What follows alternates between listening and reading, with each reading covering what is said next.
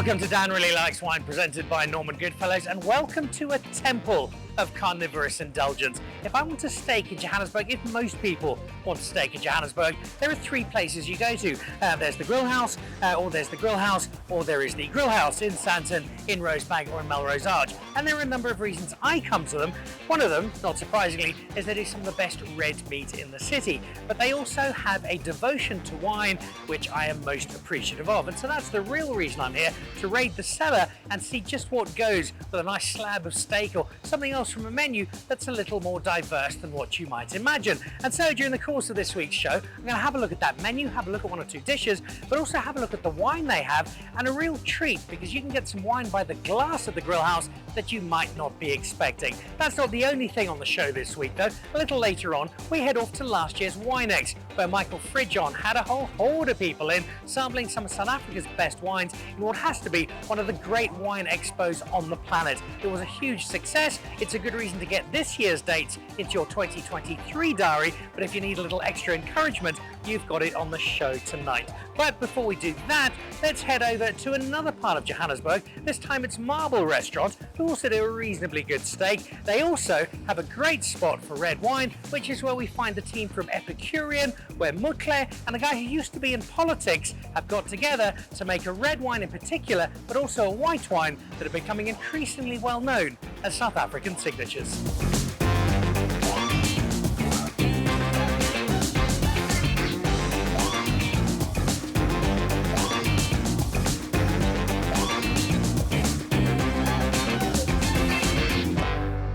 Shy of 20 years ago, three good friends, a couple of businessmen called Mutle Mogase and Mosengoy Sheng, together with a politician, Mbaziwe Shalowa, decided they liked wine so much they wanted to start their own brand. Today that brand is absolutely flying, and we find ourselves at Marble as the 2015 Red Blend is released, and together with that, the newer kid on the Epicurean block, the 2021 Chardonnay, together with a celebrity list of guests, and as usual at Marble, some pretty good food.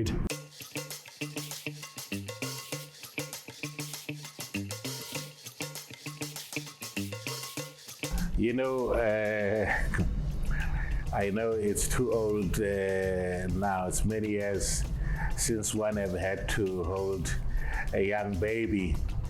But, you know, when you really have a 2021 Chardonnay coupled with a 2015 Bordeaux blend, both from different areas, but really turning out the way you thought they would be. I mean, it's the best thing. The company was great. The wine was going well. On the palate, you know, the minerality, the citrus, the plum, you know, that it is the light finish.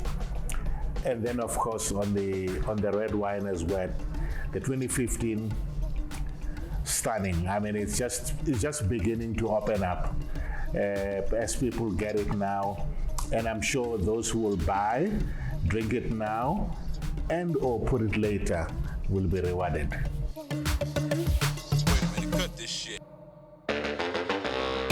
It's a youngish wine. We would probably another 6 to 18 months really where it should be.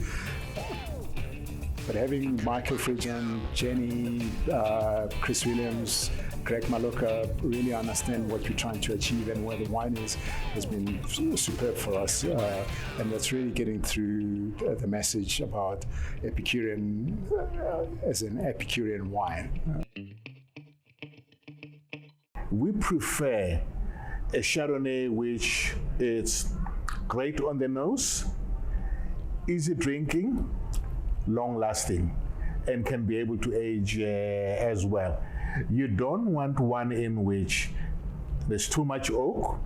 You drink it, maybe one glass, you have a headache, and or you think, no, I'm not into that white anymore. Sometimes people blame sulfur, where it may not even exist, but it's also because of the style of the wine that they have chosen. It's the consistency in terms of the elegance and the quality that we've been able to offer our people who appreciate our wine. I was asked by one journalist around your blend varies from year to year. I said, yes, but there's a golden thread, which is the elegance, harmonious harmony in terms of the aromatics, and those are the things that matter. Great balance, complexity will always offer you that, irrespective of the blend. So that's what we are proud about, that line runs through all of our vintages. It's very difficult to steer me away from Chardonnay. I think particularly with our beautiful Johannesburg summers, but this one in particular, we're told that it comes from the Elgin Valley, so it's a Burgundian style of Chardonnay. And I think I listen to how they enjoy their wine, and that remains the vein behind everything Epicurean, that three friends want you to experience wine as they do. And so they're giving you a Chardonnay that's got the very best of Chardonnay.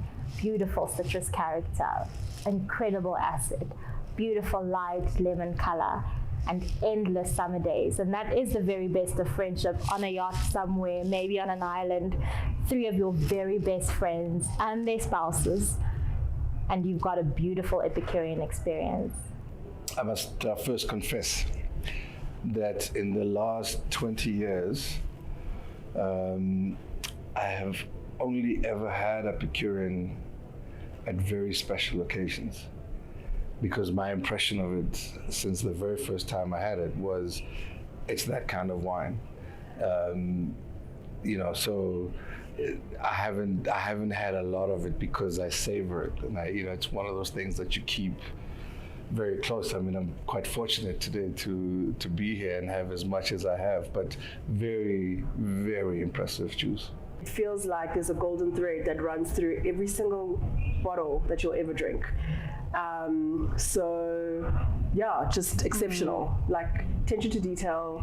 You will never be disappointed with an Epicurean wine. Yeah. Like, that's not going to happen. I was actually about to say that their level of attention to detail is absolutely brilliant. Yeah. They're just so big on making sure that they have an incredibly quality wine. And I think that also adds to the experience that we have right now at this event. So yeah, I really love that their craft is always reflected in the wine itself. When I first met the Premier, Moss and Mutle, I was overwhelmed but delighted by their friendship and how that remains preeminent, especially in particular, just when you look at the business of friendship, really. And if you think about, this is a 19-year-old business, and you think about your 19-year-long friendships, what they've survived, what they've endured, what they've experienced. And when I think about Epicurean, obviously it began with that red blend with Ronti Galt as well. I think 5 Bordeaux grapes, 4 fantastic friends, different histories, and how it's grown has become so much richer because they've grown. The story is beautiful in a sense that it's a story of camaraderie. It's a story of friendship. It's a story of what happens when great humans get together and have a common vision. And I think there's a lot of lessons we can draw out of the story of Epicurean, I think, as a country and as a people.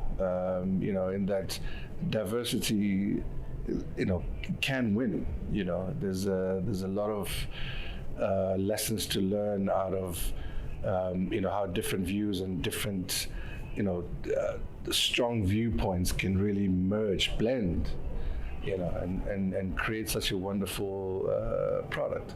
To me, the Epicurean story is pivotal. It is the reason that Jancis Robinson knows me. So I was very fortunate that Mr. Michael Fridjhon put me in touch with Jancis during the Arab Spring or the Black Lives Matter movement. And she asked me to write about my own story, and I thought, I'm not that significant, but I can think of one black wine story that definitely is. And I think that in 2003, when this friendship decided to put itself forward in such a brave way, honestly, I think they could have just enjoyed being enthusiasts. Earlier, we were speaking to Mutle, and he was telling us about 1989 when the CWG members smuggled themselves into Soweto for a group of wine enthusiasts who, he giggled about it now, but who were at that that time, you know, just brilliant people at the cusp of a brilliant country. And that's what Epicurean to me really represents. It's the reason I celebrate this wine. It's the reason I was joyful to celebrate it with Jancis and her international audience, which I'm so grateful for, because it shows the potential that this country has. I think that if you take incredible people, passionate politicians, smart business people, people that love food, love wine, love their country, love the best of their country, love the best of their experiences. Well, you don't want to be a wolf, like the bottle says, enjoying anything alone. You want to enjoy it together, and that's why we're in this beautiful setting. That's why we're in Marble, the height of the beauty of Johannesburg and Rosebank. As a property person, I will say that, you know, we're in a beautiful place, and I think that Epicurean continues to represent that, and it's even better to represent that with good friends.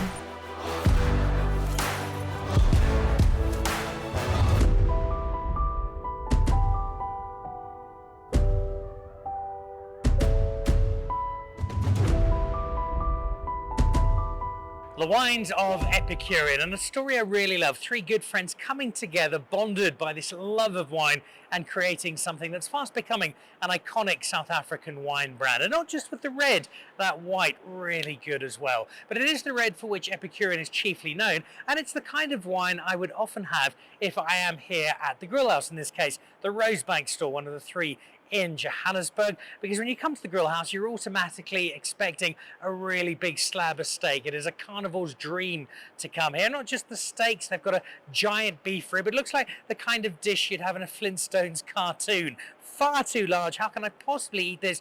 But in the end you do. What I've gone for instead today, though, is another dish I love. I often have this as a starter. It's the boerewors, it's marinated, the spice is lovely, it's beautifully composed. I've got a side salad so it looks good in case my dietitian is watching this. I almost certainly won't eat it because I'll need space for the steak I inevitably have afterwards. But whatever I'm having, the completion of the meal is done through the wine that I have. And as well as a really nice wine list that they've got here, they also have a selection of wine that you can caravan. And I've got a wine list just here, which can give you a list of what you want by caravan. If you haven't seen a caravan, well, this is one of them. Derek and the team at Great Domains distribute them here in South Africa. It just allows you to have a single glass of really good wine without opening the whole bottles. You can have the next glass a week later, a month later. I've had wine 6 months after it's been caravaned, and it's fine. The needle goes in, it comes back out, it replaces the missing wine with inert gas, and it keeps the wine in perfect condition. So it's a really good option if you don't want to have an entire bottle, or if you just want to try something and see how it is going. Now, yes, you can do it for the wine I'm drinking. More about that in a moment. But also on this list, you could have anything from a Beyerskloof Diesel to a Newton Johnson Family Vineyards Pinot Noir, a Canoncop Paul Sour, a famous 100-point red blend, some de Torren Fusion. There's a great selection of wines that you wouldn't normally get by the glass at a restaurant in South Africa, but thanks to the caravan and thanks to the team at the Grillhouse, you can here. And that's what they have given me, some 2019 Le Riche. Now, I would caravan this because I'd want to see at what stage it is. I'm unlikely at home to open a bottle of this yet. A 2019 Cabernet Sauvignon Reserve from Le Riche, from Christo, from his dad Etienne. I'd want to leave for a lot longer. This is a 10-15 year bottle of wine, but if I want to taste a glass to see how it's going, to see where it's headed, then this is a great example. And already, because I've snuck a glass for research purposes, it's in a wonderful drinking space. I just know how much more of its journey it still has to go. It is drinking really nicely. It's 4 years old now, but you can still pick up those tannins. It's not as smooth and regal as I know it's going to become, but it's certainly something you'll drink very happily now, and I think pair off quite nicely with the spice and flavour and that bit of fat in the boerewors, which the Cabernet Sauvignon is going to cut through. So while I demolish my boerewors and pretend to have eaten the salad, let's head over to the second part of our show this week, where we meet up with the guys at Winex last year. It's on the horizon for November 2023. Should you be going? Well, I think 2022's event might just persuade you.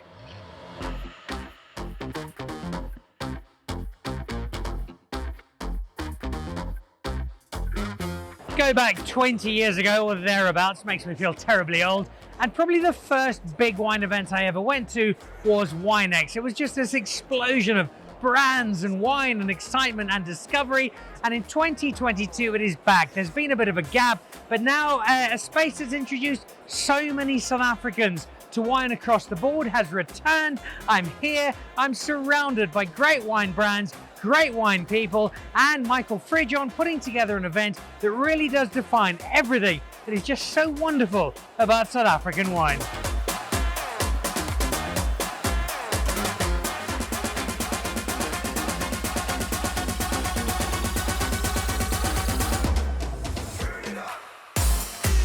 So the architect behind what is pretty much South Africa's definitive gathering of wine lovers is Michael Fridjhon, no stranger to Dan Really Likes Wine. We haul him in on a regular basis, but it's not often, Michael, we haul you in with quite such a broad smile, because it's been quite a while since this has come together, and I know how special this event is for you. It's a very special event. It is that kind of moment where the market, the biggest market in the world for Cape wine, which is Johannesburg, meets the biggest gathering of Cape winemakers. And it's been going in this form since the year 2000 and for 25 years before under various other guises. And it really is the event which brings the very best of Cape wine to the audience that loves Cape wine more than any other audience in the world. And that is so important, because we hear winemakers talk, not without cause, excitedly about I've just had my Chardonnay listed in Helsinki and my Shiraz is on a wine list in New York, but that's going to sell a case or two. Johannesburg really, for the majority of South African wines, is where you're going to make a difference. It is substantially the biggest market in the country, and particularly the moment you start looking at what are loosely called high-price wines, which really means pretty much anything with a cork in the bottle or a bottle that isn't in returnable glass. So anything from sort of 60 Rand a bottle upwards. Gauteng accounts for around about 70% of the total domestic market, and that just puts it way ahead of anywhere else in the world by a substantial distance. Now, it's great to have this. It's a huge celebration, it's lots of fun, and if you're a consumer, you pay a fairly small amount of money to be able to drink a very vast range of wine.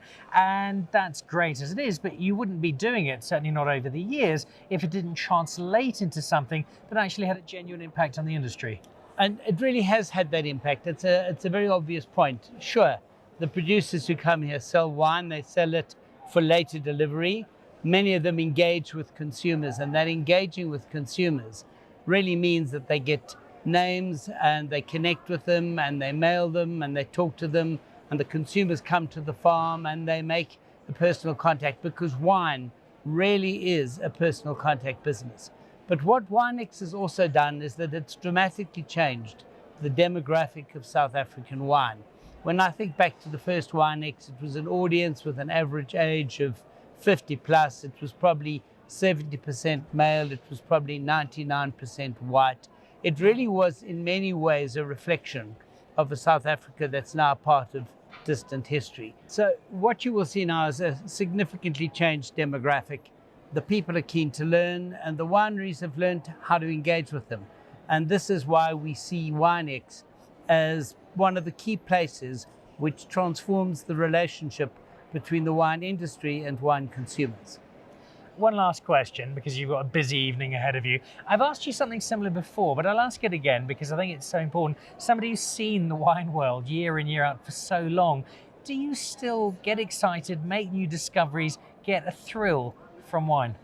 All the time, and I must say that the last couple of days here, and it has been 3 years since the last Winex, I'm blown away by, firstly, the transformation in quality, and the newcomers who are here, who are people who probably were working somewhere else before COVID struck, and they are the optimists of the world because they are here tonight looking for an audience, and they've got wines to sell. Well, I'm off to explore the wine at Winex. How do I know it's all going to be incredible? Because Michael Fridjhon, the professional that he is, has tasted every single wine on show today at least twice, and that's just today.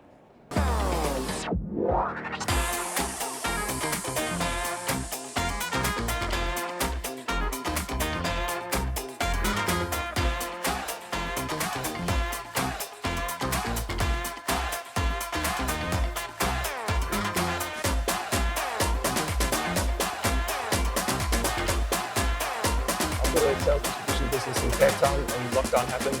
And we needed to come up with a quick solution of creating a brand we could export. And so we came up with the wrapper series with Yaneman, who's a well-known designer. And it had a nice little dig towards prohibition as well, just with the, instead of a round paper bag, colourful wrappers as well. We don't have flagships because every one has a different palette. This has always been quite an interesting wine, the Rad Red, always Cinsault-based. Cinsault with a bit of Pinot Noir and Pinotage. And then I really enjoyed the Cab Franc. It's 100% Cab Franc from Stellenbosch. We've got everything representative from Buchanan's Cliff. So we've got everything from Wolf Trap through to Chocolate Block, through the single varieties of Porcupine Ridge, and then a little bit of Buchanan's Cliff. And then we've extended on a few of our alternate lines with phenologists and with our Cup Note team range. So we've gone full house here tonight. So the Buchanan's Cliff, the original Buchanan's Cliff range, essentially the 4 brands: the Wolf Trap, the Chocolate Block, the Porcupine Ridge, and the Buchanan's Cliff wines, single varieties and blends. But the one kind of magic thread between all 3 ranges is between all 4 ranges is one variety, which is Syrah. Everything through from Wolf Trap Red, Syrah dominant, Chocolate Block, Syrah dominant from the Swartland, Porcupine Ridge Syrah, and then obviously our Buchanan's Cliff Syrah, also from the Swartlands.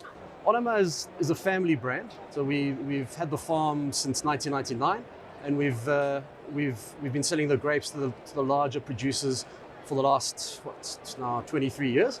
And just you got a taste in lockdown of our wine that we released just before lockdown. So we kind of put the brakes on, just produced a few more vintages, and slowly built up the stock, sent it in for some awards, and now we decided time to release to the public. You know, we haven't had an opportunity to see what the public thinks of the wine because we've only done our marketing word of mouth and just direct to really family and friends and a little bit of online. But now we've managed to get the public involved and really finding that it's an incredible reaction. People are loving the fact that it's hands-on, family-owned, private cellar. You know, not limited production, and we try and keep it very exclusive. Yeah, this evening we've got 3 different wines. The wines consist of our Pink Valley wines, which are from the Helderberg in Stellenbosch. You featured them once or twice, so thank you very much. And yeah, these wines are beautiful, fresh wines. It's made of mainly Grenache, a little bit of Sangiovese. So really beautiful wines, and labels are inspired by Walter Battis. And then our new project on my right-hand side is Le Chant. Le Chant is a red, which is predominantly Bordeaux-based. It's got Merlot predominantly, a little bit of Cabernet Franc and Cabernet Sauvignon. And just to spice it up a little bit of a Sangiovese as well. And then we have the Little Sister, which is 100% Chenin Blanc. We've got a range of creation wines, some whites and some reds. But on the red side, on the white side, we've got Sauvignon Blanc, Viognier, and Chardonnay. And then under the table, some of our reserve Chardonnay as well. And then on the red side, Pinot Noir, including our reserve. And then we have a Syrah Grenache, our top-selling Syrah Grenache, and then our Bordeaux-style blend, Cabernet, Merlot, Petit Verdot. This is the first rodeo for Teslas now at Winex. It looks like it's the first for Teslas now for a lot of things. So it was very, very, very busy yesterday, and I think today it's like times 2. But it has been good business-wise, so I'm happy. Tell us a little bit about this new range. Good natured. So Spear has been in the organic for quite a while. So we started our organic journey in 2011. 2015 was our first fully certified organic vintage. And then while people, when they see organic or hear organic, they kind of shy away from it. Like, oxidized brown, trouble, don't like it. They just stay away from it.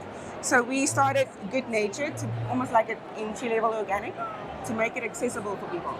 So it's easy drinking, not too tough on the palate. And that's the idea behind Good Natured. What's the response been from people at Winex? So far, fantastic. I'm just like so amazed. It's like it's my baby. It's been a while. It's been coming for a while, and now it's like getting some spotlight, and people are like, oh, and they come to the stand. It's like organics. Like, look, try it. Just try it and let me know what you think. That's why we're here at Winex. We try new things, and then I get smiles. Which is the key question. Can you look me in the eye, put your hand in your heart, and say, Dan, this is as good as anything I could make. Organics does not affect how good this wine is. People always ask me, so Does it affect the palate? Does it affect the flavors? It does not at all. So our cellar master said he wants to put our organic next to our conventional, and you shouldn't be able to tell the difference. Though there's obviously a difference between wines, but not between organic and conventional, not ours. Well, if that looked like fun, because it most certainly was. Put the dates in your diary for 2023 for Michael Fridjhon's Great Big Wine Party, 25, 26, 27 October in Johannesburg.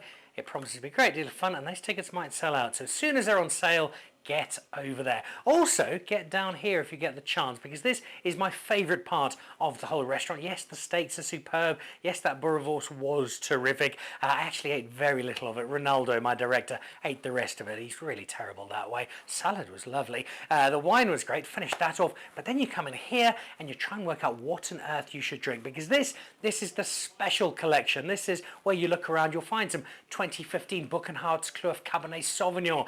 You might find some 2013 Antonie Rupert blends sitting around. Some of the 1694 from Ruston Freda, the wine that speaks to that year of origin and is a blend that isn't made in huge amounts, very difficult to get hold of. Best Merlot in the country, many people would suggest it's the Mount Bullitt from Shannon. Well, they've got some of that here as well. And if you really want to splash out, you're not getting much change from 20,000 Rand, so what's that, about 75 quid? You've got a bottle of 1985 Latour if something's just gone really, really well and you're celebrating properly. There's also a whole pile of white wine in here as well, and it's wine that speaks to a genuine love of wine. It's not just a steakhouse that sells you some nice wine to go with it. There's a huge focus on creating and curating a cellar that speaks to wine on its own terms and not just as a side order to your large steak or some very good boerewors. So when you do get down here, have a look around, speak to your team, speak to the waiters, speak to the management, ask to come and explore this room or the similar room they have at the stores at both Melrose Arch or down in Sandton. You'll discover some really cool wines, some of it a little older, and all of it offering a real adventure alongside the carnivorous adventure you're likely to be on when you get to the Grillhouse, although they do have some pretty good dishes away from the red meat as well. Whatever you're eating, you will be drinking well, you will be having a great time, and look out for a rather exciting collaboration between Dan Really Likes Wine, Norman Goodfellows and the Grillhouse coming up from April. Until then, I've got some more wine to research. Enjoy drinking South African wine. We'll see you back on the show next week. Goodbye.